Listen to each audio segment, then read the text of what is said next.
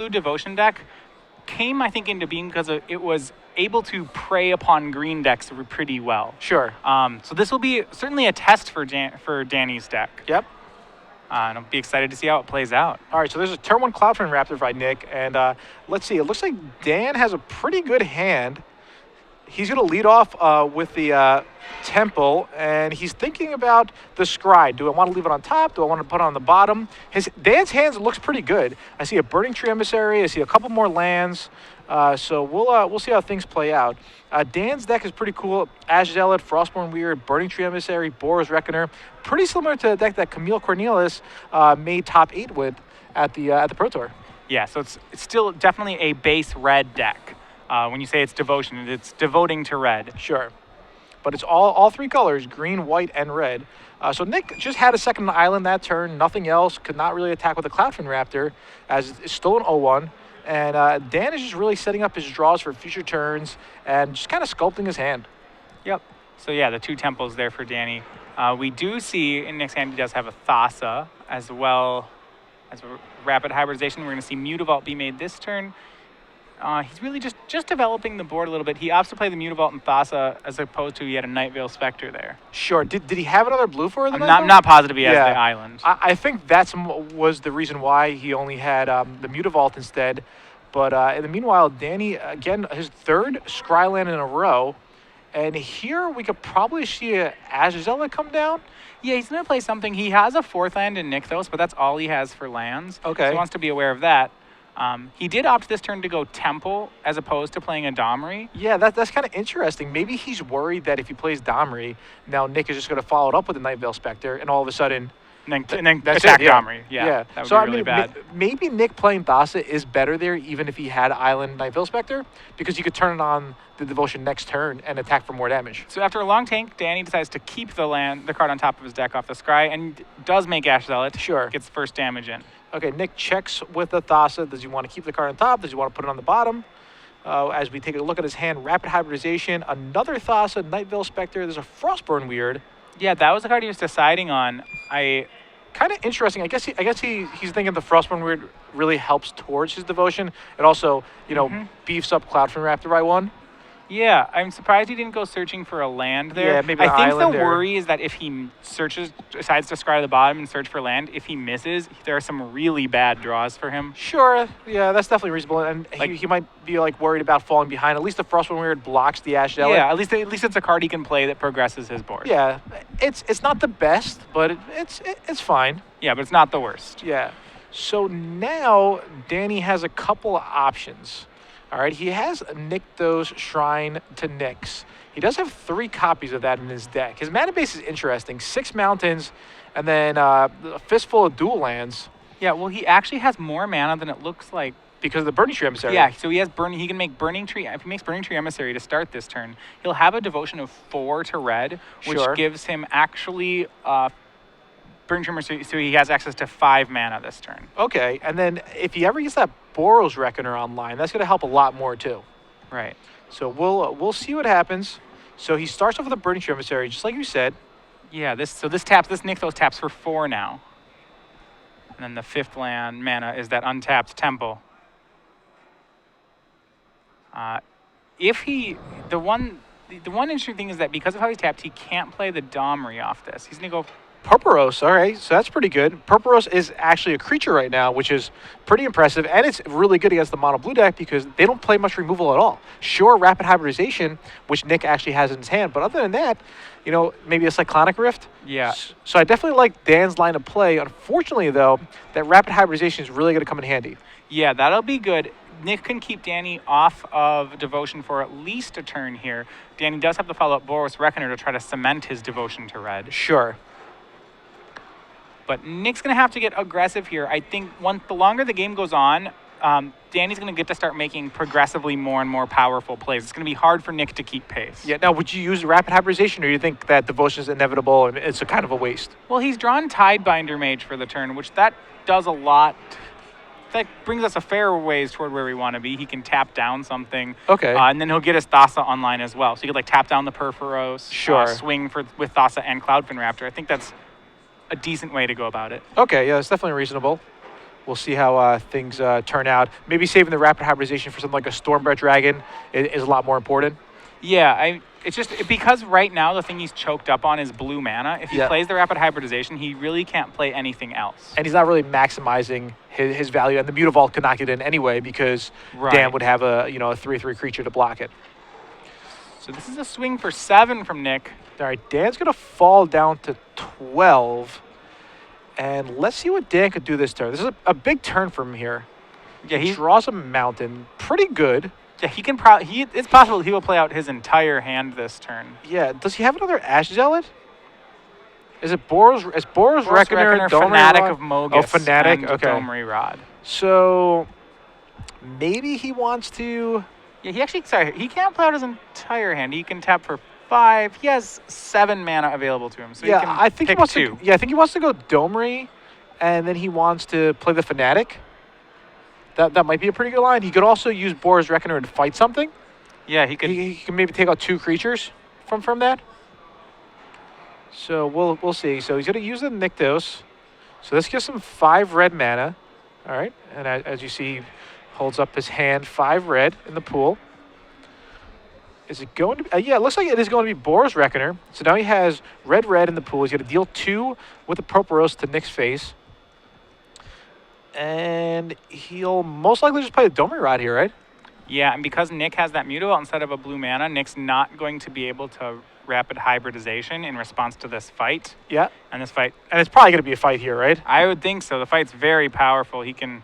Yeah, take out the Tidebinder Mage and take out the Cloudfin Raptor.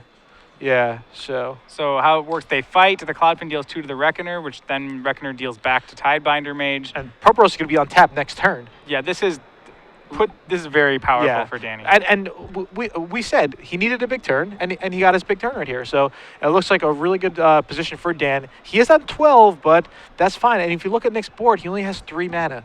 Yeah, Thassa is off, so Nick doesn't really have the ability to race anymore. Yeah, and I think that's what his plan was, right? He was trying to race. Last turn he dealt 7 damage. Nick really thought that maybe he could have won this game through racing, but now it's, if he puts down a Jace, is it even going to help?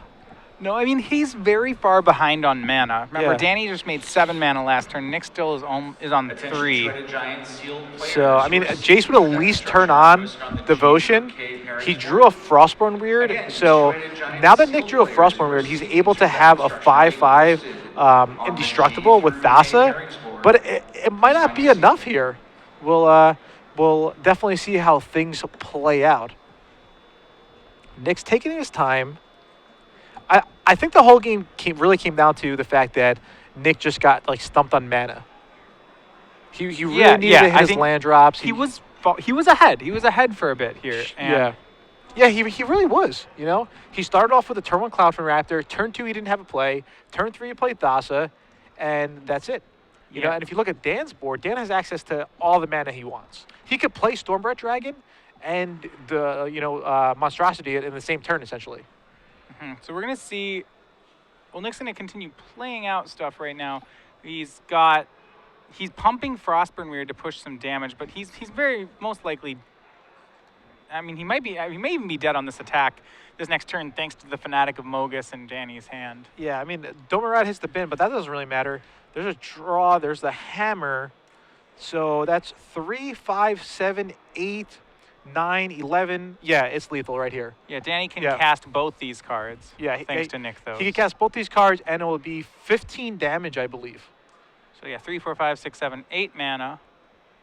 Right, he has 8 mana, so and I think it's 15 damage. Yeah, he can cast them both and activate Hammer this turn. Yeah, he doesn't even need to activate Hammer because of the Proporos. Yeah. So he's going to take 1, 2, 5, 7, 9, 10. He's very dead. 12. Yeah, 15 damage. Yeah, I assuming he also activates the hammer here. And I guess Nick is going to try to do something with the rapid hybridization, but what could he really do? Well, the Fanatic, when he plays it by itself, is just going to go ahead and deal... Yeah, exactly, a lot. That's going to deal 13 right there. So that puts Nick to 1. Yeah, and then activating the Purpose would be 2 more 15. That's what I was saying. Oh, yeah. Yeah, so that's it. Yes. Okay. So Dan wins game 1. It really came down to that one turn. It was just a giant turn for him. He was able to, play Boros Reckoner and fight 2 things with Domare that one turn. And that's what it came down to. So let's take a closer look to Dan's sideboard. Dan has Mizzy and Mortars, he has Anchor of Gods, Assemble the Legions, War Leader's Helix, Mistcutter Hydra. That's pretty cool because normally you don't expect Mistcutter Hydra from the red Devotion deck. Right, so Mistcutter Hydra is a new weapon for this matchup. Typically, the weapons that have been good in the matchup are cards. I think Anger is considered to be pretty decent in the matchup. It's pretty good. It's not great. But Yeah, it's fine. You know, anything that kills Night Veil Spectre is fine. Anything that handles Master of Waves is fine. You know, it doesn't kill Master of Waves, but it kills the tokens. Right, so it takes care of the problem more or less. Yeah, exactly. I mean, if they're left with only a Master of Waves, it's not that big of a deal. I could definitely see him bringing in the Anger of Gods. What do you think about the Mizzy Mortars? Well, it's how much removal I think it's how much removal does he want to bring in. He does have 3 Chain to the Rocks main and deck, an additional one on the board. I think that has precedence over Mizzy Mortars. Sure, that's definitely reasonable. So I think he doesn't want the hammers in this matchup. Absolutely. Yeah, I think Hammer's really good against a match like Blue-White Control, Esper, some mid-range matchups, you know, where it's more grindy. He also has Xenaghost in the sideboard, which is pretty cool because he has 1 main deck and he's able to board into a second one, again, in those slower, grindy matchups. Here, he probably doesn't want it. He wants to go for cheap removal and just powerful cards like Mistcutter Hydra. On the other hand, Nick, is Nick going to, have a sideboard plan that's different for Mono Red Devotion compared to Naya Devotion, or is it going to be kind of the same cards? Well, so when you look at, against Mono Red, there doesn't seem to be too much that he has. He has a rapid hybridization. He Okay. can board into more of that. That can Sure. help. That's pretty good at taking anyone off Devotion. Outside of that, he does still have he has a copy of Domestication, which hits a lot of things in the deck. Okay. What do you think about Swan Song?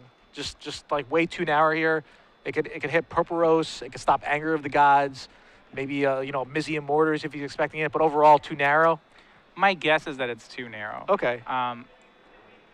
Yeah, we've seen a couple Swan Songs. Typically, they're played, I think, against control decks. Yeah, most of the time you really want to stop something like a Sphinx of Revelation, obviously. Just anything powerful. Just for 1 mana where you're giving your opponent a 2/2 flyer, it doesn't really matter.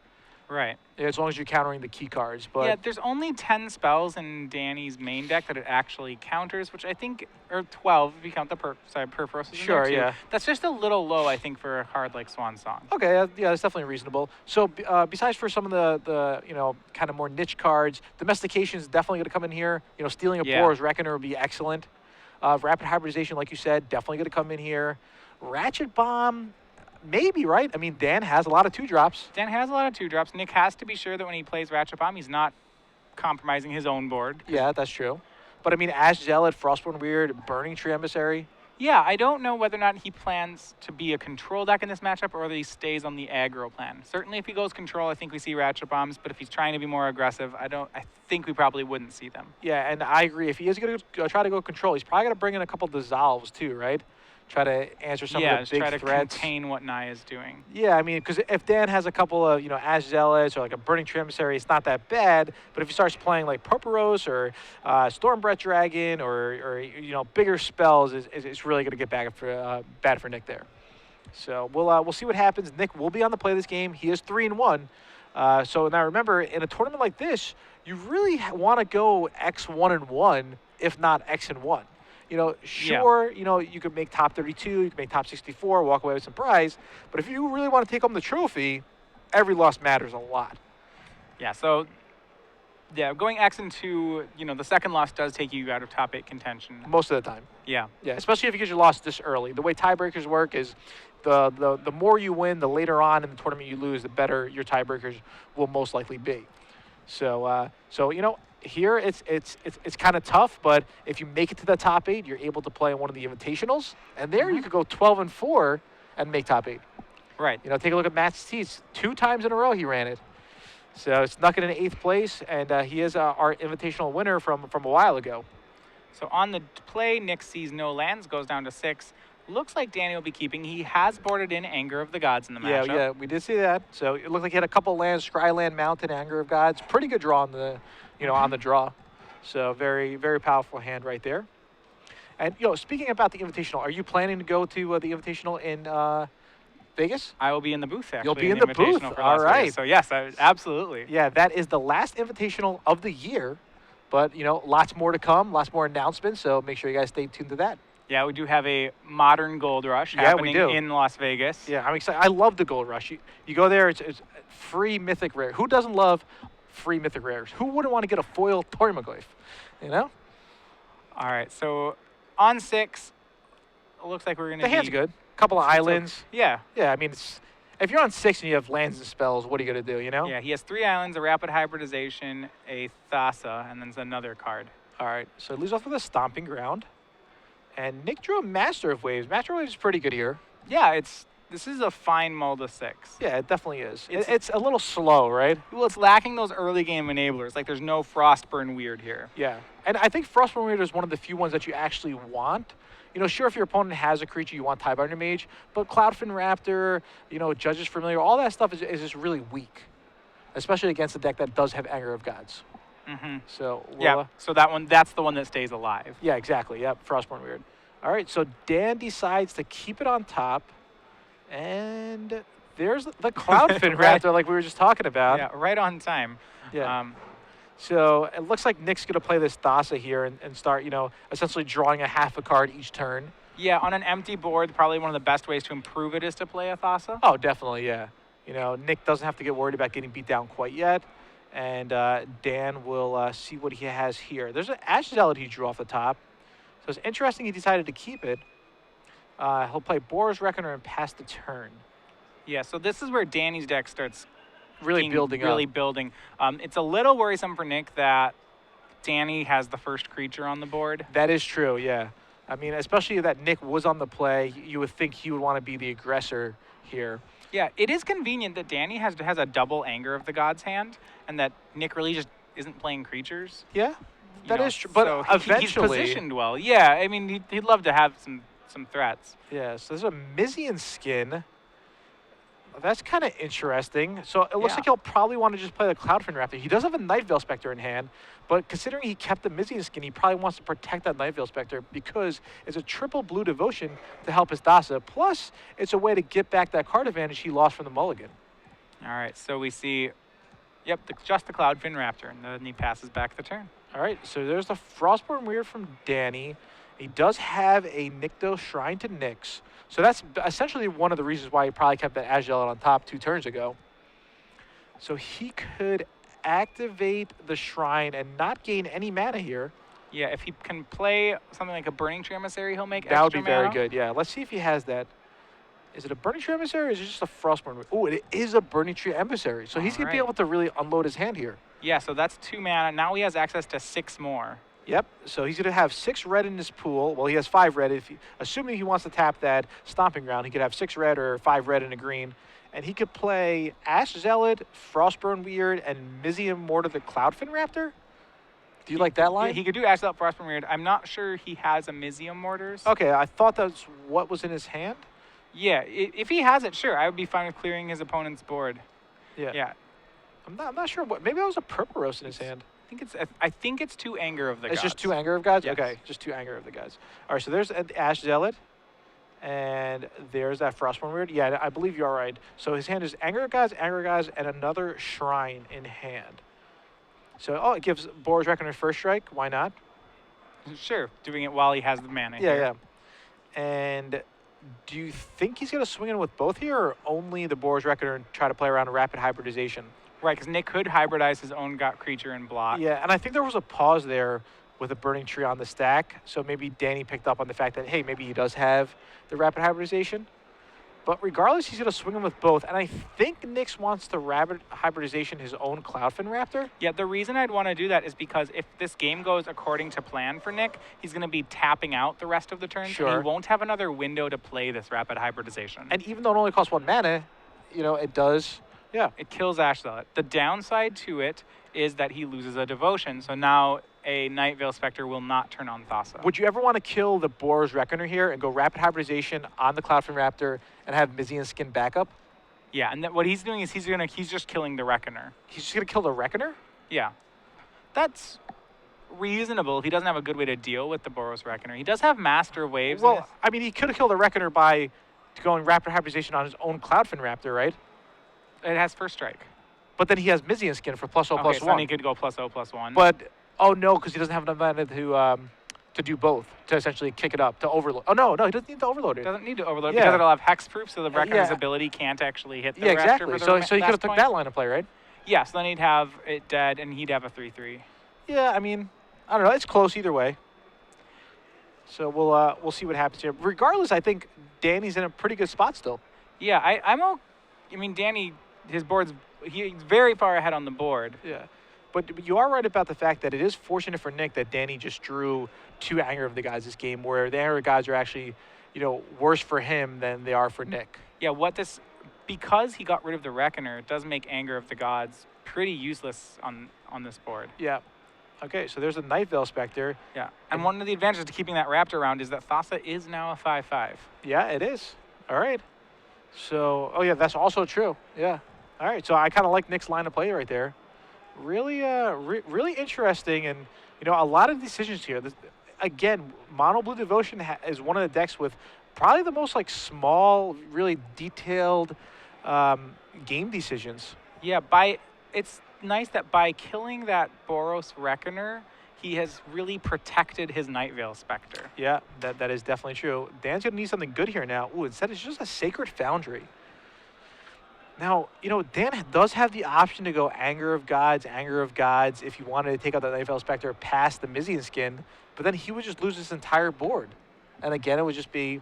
Yeah, and there'd be an empty board when your opponent has a Thassa. Thassa. Yeah. You don't want to do that. Yeah, you really don't. But I mean, Dan doesn't have any good attacks here. Yeah, he can hit with Frostburn. No, sorry, Not Thassa's a even, 5/5. yeah. Just nothing. I mean, he could just essentially play a land and say go. That's all he really has available to him. And I mean, is that a winning play? Probably not, but... Probably not. You're trying to draw into things like a Fanatic of Mogus at that point, or something else that can further push his board state. A Perforos Stormbreath Dragon. Storm Breath would be good. All right, so it looks like Dan is actually going to go double Anger of the Gods. I mean, this basically makes sense by him kind of suicide attacking here. Yeah, this suicide attack really does indicate that he's going to play Anger of the Gods. Yeah, so it looks like the Night Veil Spectre would probably jump in front of the Ash Zealot, and the Thassa would probably jump in front of the Frostborn Weird. Would that make the most sense? From Nick's point of view? Yeah. Like not knowing Danny's hand. Because you really can't put him on double Anger of the Gods. You might think maybe he has 1 Anger of the Gods. Maybe he's doing this for some other reason that he's not, really thinking about. Because Dan's deck is kind of unique. Sure, it's the mono red devotion deck, but it's splashing green and white. So the thing is that this is the most straightforward block. Frostburn Weird has the potential to do the most damage, so kill that. Okay. And Night Veil Spectre kills the best creature it can. Sure. All right. That definitely does make some sense here. So we'll see what Danny wants to do. He's going to bring Nick down to 13. But I mean, at 13, Nick's fine. If he was on 7 or 6, then he might get worried. And I think that's why this is a little aggressive. I think Danny's feeling the pressure of not having any other plays, and he's feeling like he's in a really hard spot, which he is. Yeah. But he's eliminating all his devotion by making this play, and now he's going to have to play off an empty board. Yeah, and I think that's a good point. I think a lot of people feel a lot of pressure when your opponent plays a Night Veil Spectre.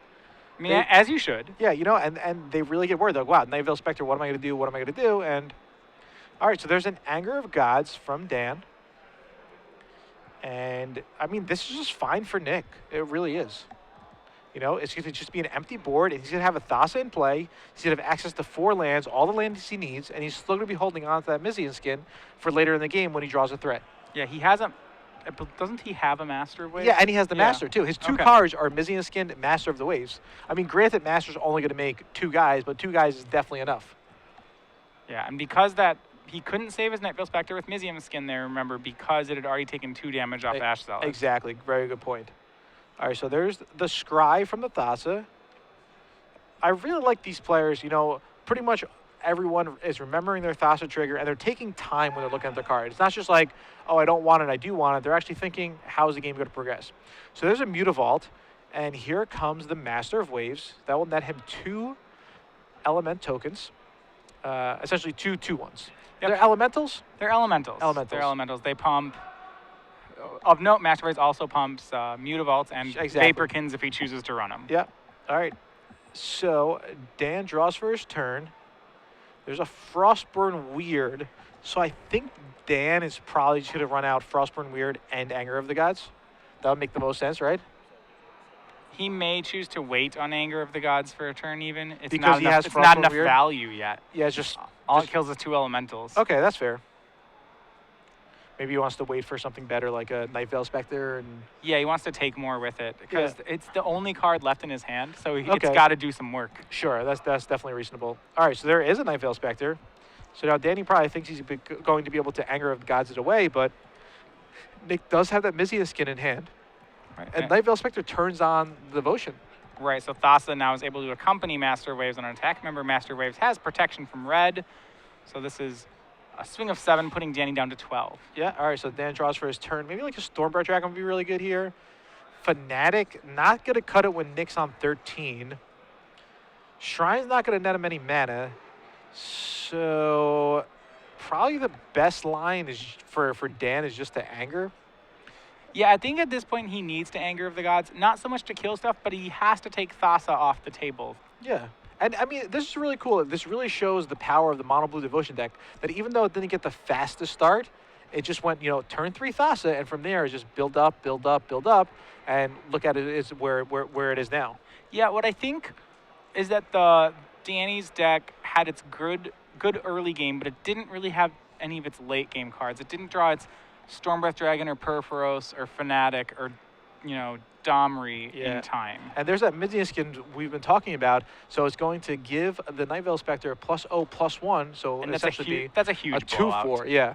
Because now the Thassa is still online, Exactly. and he gets to hit with Night Veil Spectre. Yeah, I mean, Danny's on lethal, essentially.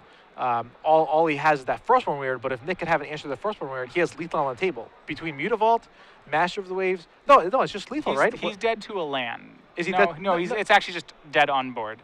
No, I think he's dead to a land. It's either dead to a land or just dead on board, because he needs to activate the Mutavault, and he needs to give Thassa... Well, now that he attacked, he's just dead on board.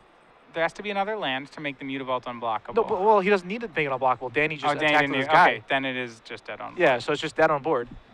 So let's see if Nick sees it. I think he will. Activates. And there it is, He's 12 gonna damage. swing, Yep, and that's it. Yeah, that just... I think Danny doesn't realize that Mutavault is a 3/3. So you thought he would be going to 1. Yeah, I think he thought he would be going to 1, and then he would... Okay. So there it is. But even if he thought he was going to be going to 1, I wonder... Can't be happy with that. Yeah, Yeah. So, well, regardless, yeah, I guess Danny thought he could... I mean, he couldn't have done enough damage at all, because that turn Frostborn Weird could have only attacked for 1 damage, which it did. Even though Danny had 2 mana open, he could not pump the Frostborn Weird because of the Anger of Gods. So if he, the 3 damage is still on the Frostborn Weird. So it's just, so the most he could do is 1 with 1 it. damage, yeah, exactly, which he did. And then that brought down Nick to 12. And I guess Danny thought maybe because he had Fanatic in his hand, he drew something else, might have been able to burn him out. Regardless, we're going to a game 3. Dan's going to be on the play this time. Is he going to change a lot, or is it going to be the same matchup? I think one of the difficulties with playing that game from Danny's side is that his deck is a deck that normally wants to play at 1 speed. It wants to be aggressive, Yes. curve out, and attack. And sometimes when you're used to playing a deck at 1 speed, you just start playing every game at that speed. Okay. I think this is a game where, at one point he needed to put on the brakes, and Nick was at 18. I think he needed to stop attacking at some point there. Sure. It's like, because the attacks only were able to get Nick down to 12. Okay, that's definitely reasonable. And, Dan was on the draw, like you were saying. Now that he's on the plays, it might be a bit better. Now that he's on the play, is he going to board out those Anger of Gods? Because they weren't that good for him that match, or for that game. Think he wants to board him out? Well, they certainly don't win games like you'd expect a sweeper to. The thing about the blue deck is very resilient to being swept. Yes. Especially Thassa grants that resilience. Yeah, Thassa, Master of the Waves, even like Frostborn Weird, because he's going to have his own Frostborn Weird as Nick. So he's not worried about Anger of Gods there. I think Anger of Gods probably should be cut. Yeah, I think the most you can hope for is a 2-for-1 with Anger of the Gods. And the thing is that if Danny has a creature of his own in play that's an X3, then it's not even card advantage anymore. Yeah. Now, what do you think about Assemble the Legions? Could you ever see Dan bringing in Assemble the Legions in this matchup, or no? I think it's just too expensive. If he landed one, it would be pretty good. Yeah. It might even still be able to be raced, though. With Thassa? Well, yeah, these mono blue devotion decks, we've seen a lot of games involving them, and I don't know. I think they've all been done by turn 7. Okay. And Assembled Legion isn't good on, it doesn't get good till turn 9. Yeah, turn 8, turn 9, you're definitely right. Yeah, so Assembled Legion is probably way too slow. So essentially his power card in the sideboard is Miscut or Hydra. But if you had access to green mana, don't you think you would want more than 2 Mistcutter Hydras, or you think 2 is the right number? Because we saw, the other deck on camera had 4 Mistcutter Hydras. Yeah, 4 is a huge commitment to Mistcutter Hydra. This deck doesn't have any mana acceleration. Well, it has Nykthos outside of Nick, but it doesn't have, the other decks we saw. I think the black-green aggro deck, which we saw 4 of, It has the Elvish Mystics. had You're Elvish right. Yeah. Mystics. Yeah. So it does help a little. I have to agree with you there. But yeah, I think the big cards that are coming out of this weekend, just walking around the room, definitely Reaper of the Wilds, and I think it's going to continue with Mistcutter Hydra. I think Mistcutter Hydra is going to get more and more popular because Mistcutter Hydra is actually good against some other decks besides the blue decks. Just making a big monster that has haste is good. Yeah, it's a card. The creature quality is pretty high, Yeah, it is. So we'll see what happens here. Again, Dan is to your right, Nick is on your left. Both players are 3-1, so this could be, quote unquote, the last game for them in this tournament where they're playing for top 8. It could come down to this. They only have about 19 minutes to play game 3. I don't think it'll be a problem. Both players seem to be playing pretty quick, and the match in general doesn't really take that much time. Yeah, no, we should have plenty of time for game 3. Now remember, Danny will be on the play this game, having lost game 2. Yep. We see a Boros Reckoner. We see at least 1 land. Yeah, it looks like both sides will be keeping. Yeah, a couple of lands for each player. Yeah, all right. So Dan with a 2-lander, I believe. Actually, even a 3-lander. I think I see a mountain in the middle there. Yep, he has 2 temples and a mountain, a Boros Reckoner, and Frostburn Weird, Ash Zealot, maybe is that? And 2 others that are hard to identify. A pretty good hand, though. Yeah, it's got lands, it's got a curve. Yeah. All right, so leads off with a Temple, decides to keep it on top. Nick draws a Thassa, and he does have a Cloudfin Raptor, so a decent start for him, This time he gets to play it on turn 1. Yeah, that's good. So what did Dan keep on top? He kept the Mizium Mortars on top, all right?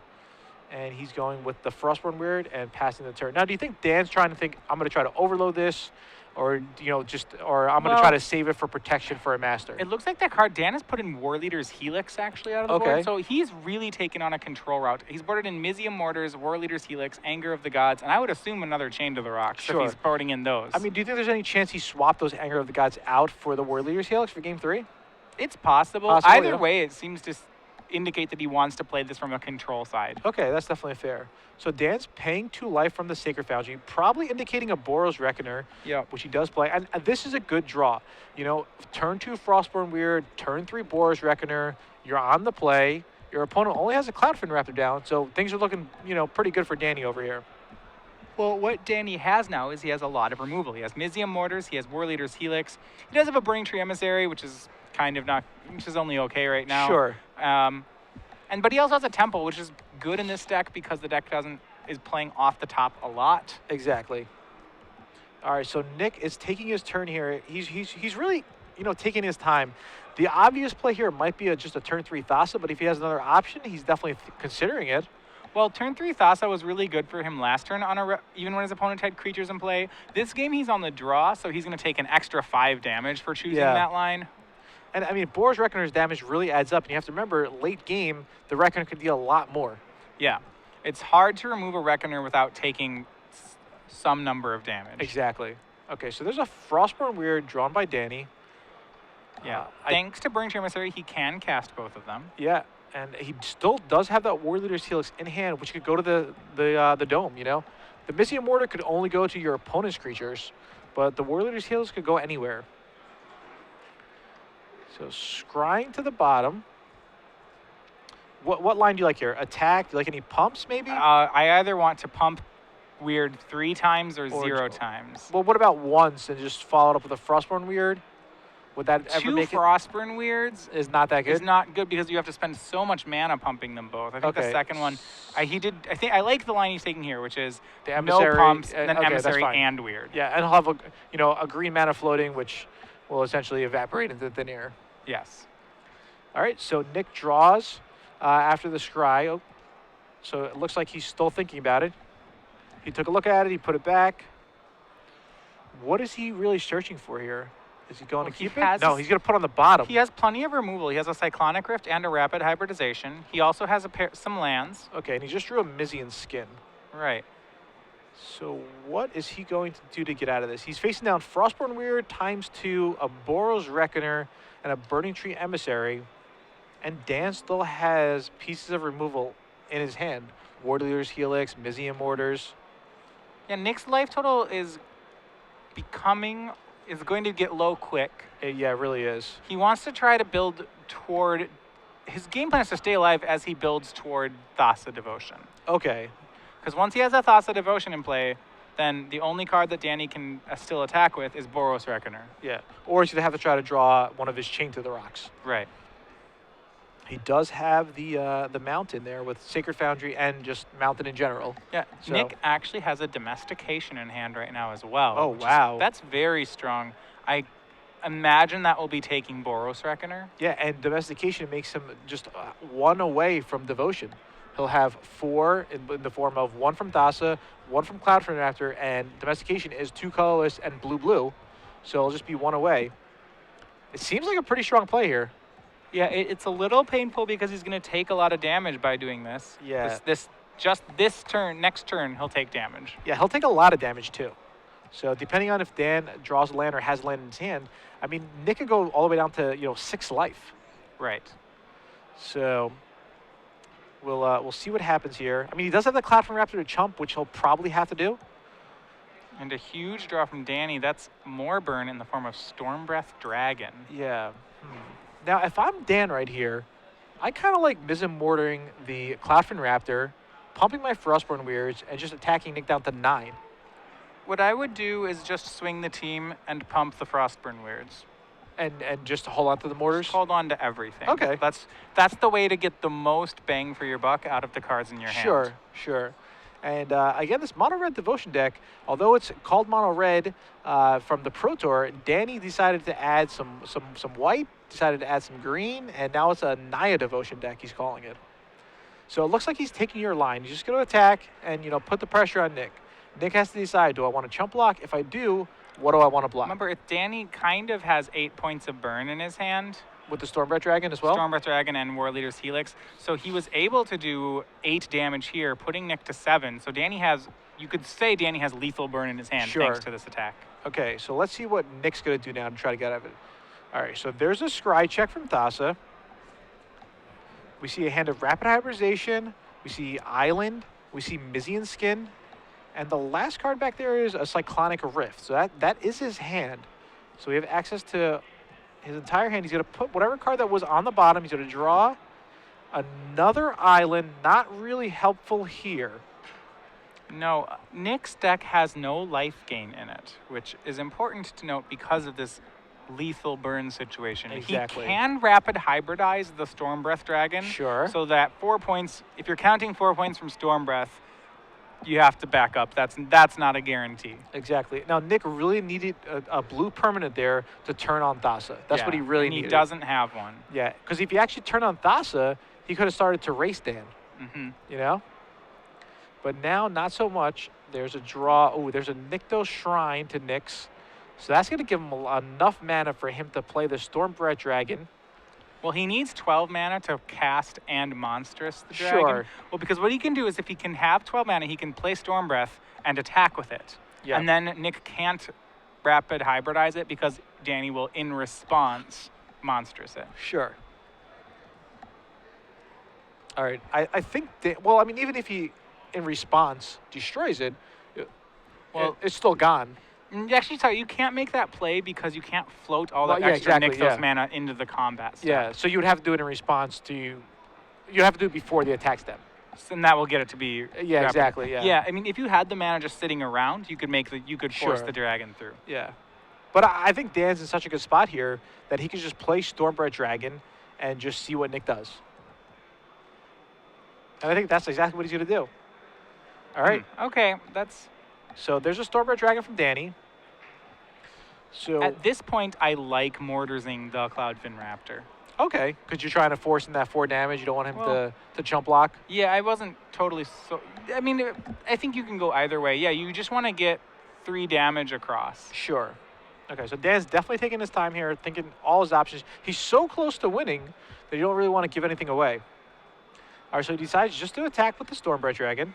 And that's going to get turned into a Frog Lizard. Yeah, most likely because Nick doesn't want to lose any of his blue permanents here. So there's a Rapid Hybridization on the Stormbreath Dragon. And Dan's probably should have, pass the turn back. He's fine with that. He has to be careful. Nick is 2 lands away from overloading that Cyclonic Rift. Yeah, that is true. That would definitely set him back. So, oh, a Master of Waves. Okay, very good draw for him there. Absolutely. So now I think you have to play Master and actually swing in with the Thassa. Maybe even get greedy and swing in with the Boros Reckoner. Who knows? All right, there's Master. No, I guess he can never swing in with the Boros Reckoner. It would just be way too dangerous. Well, it's not. Because he doesn't want to lose his devotion to blue. Yeah, he actually can evolve that Cloudfin Raptor twice right now. Yeah, he could. Oh, yeah, he can't let domestication go away. Yeah, exactly. He can't afford to. Yeah, that Boros Reckoner is just going to stay there for, He can make it unblockable. Oh, but that I is think true, he'd yeah. rather leave up the Cyclonic Rift right now. Yeah, I There's think so just too. Too many things that could go wrong. Yeah. I like a lot of your lines, and, I think Nick is doing a really good job here. He's swinging in with the Cloudfin Raptor and the Thassa, which we thought he would do. Just the safe attackers. Yeah, definitely, yeah. Nick's definitely playing this game safe, and he's definitely playing it pretty smart, I would have to give him credit for. Remember that because Danny didn't play the Mortars last turn, he can overload it this turn. Which He could overload it this turn. And most likely will overload it. Yeah, so if he overloads it, where do you think that Boros Reckoner damage is going to go? To one of the creatures. Yeah, probably the Frostborn Frost. Weird. One of them maybe. Maybe one of the lizards or the only lizard. Hard to say. Yeah. I would think it would go to the lizard. Yeah, all right. So now if Dan plays Frostborn Weird and uses the Shrine.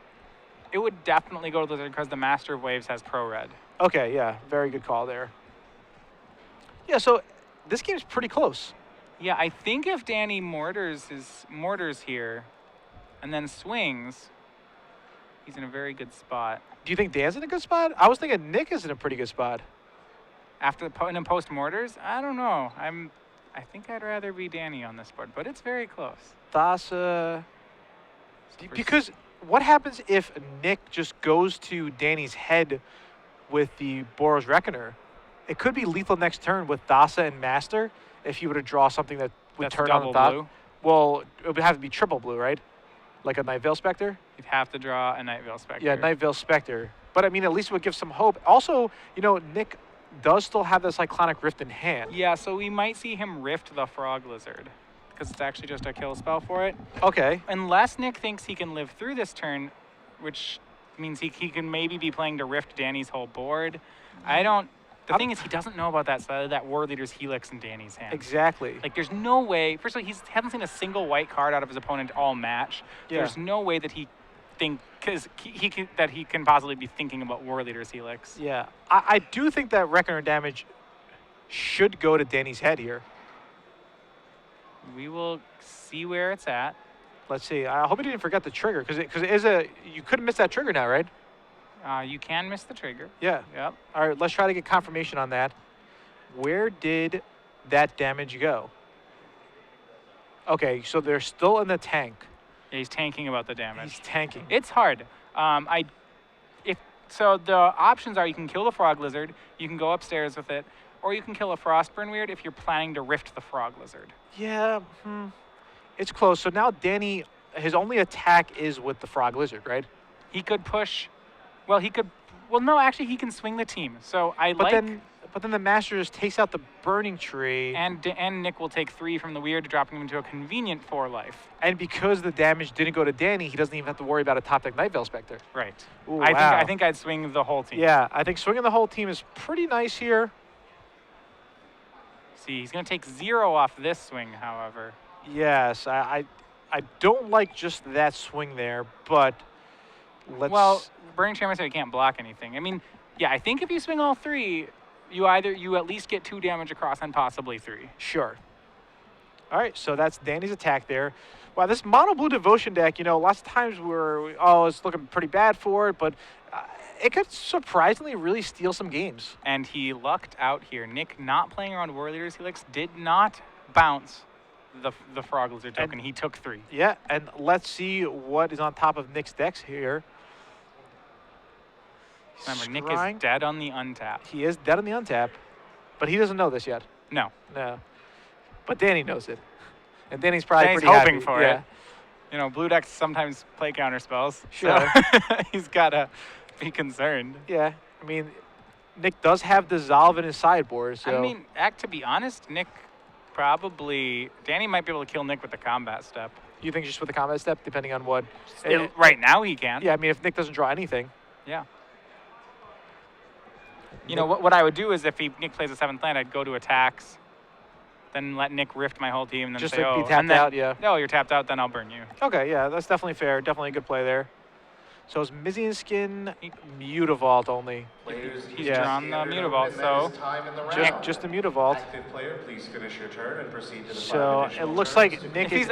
If he's all in on that line, he could just like telegraph it to his opponent. He could swing Master of Waves right now. Sure, yeah.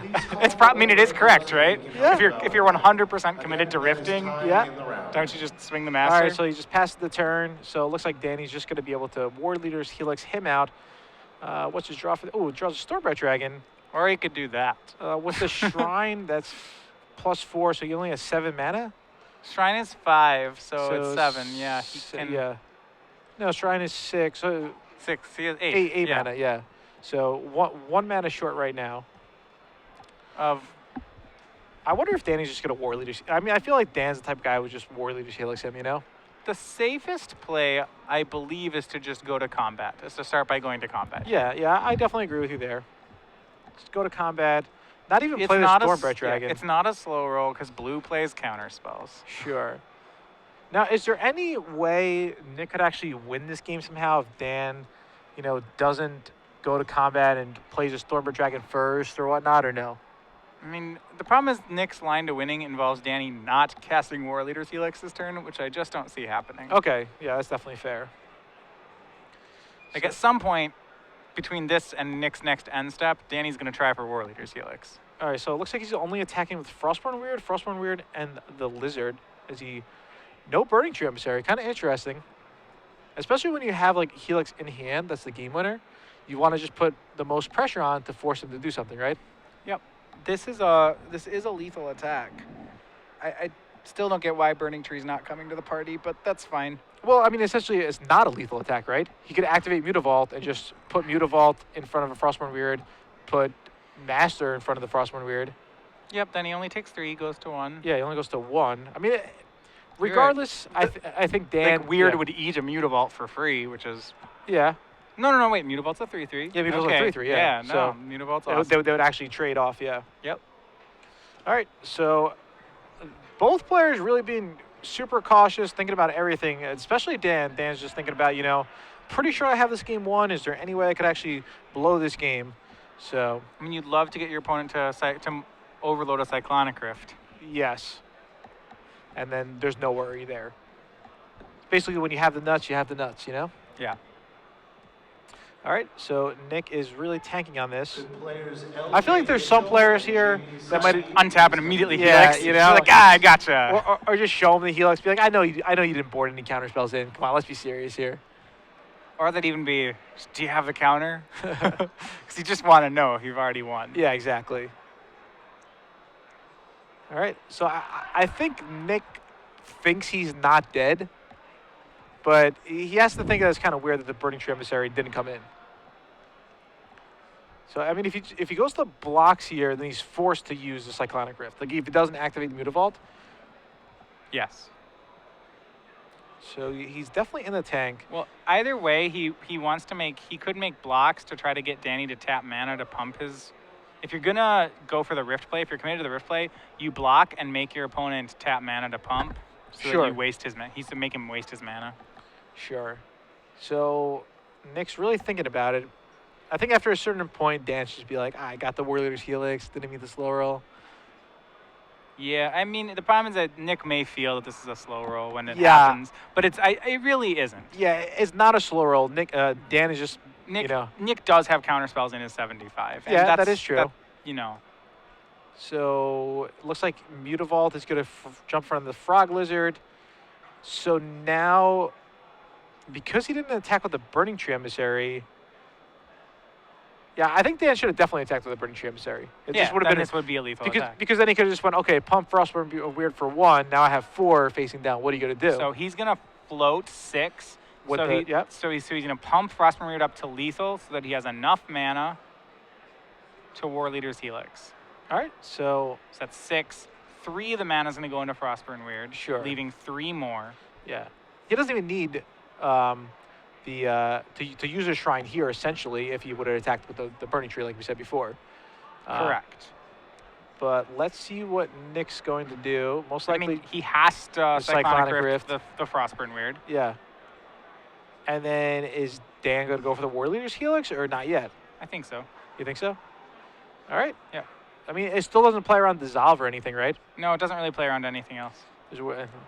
And let's see. All right, that should be it. I'm kind of interested in seeing if Nick actually thinks this is a slow roll or not. No, it's a Mizzou. No, okay, so there it is. All right, shake of the hand, and Dan is going on to be 4-1, which is pretty good. Pretty good start. Halfway there, Where you're you 4-1. Yeah, it's a great place to be halfway through the We're tournament. You have to halfway win. there. Yeah.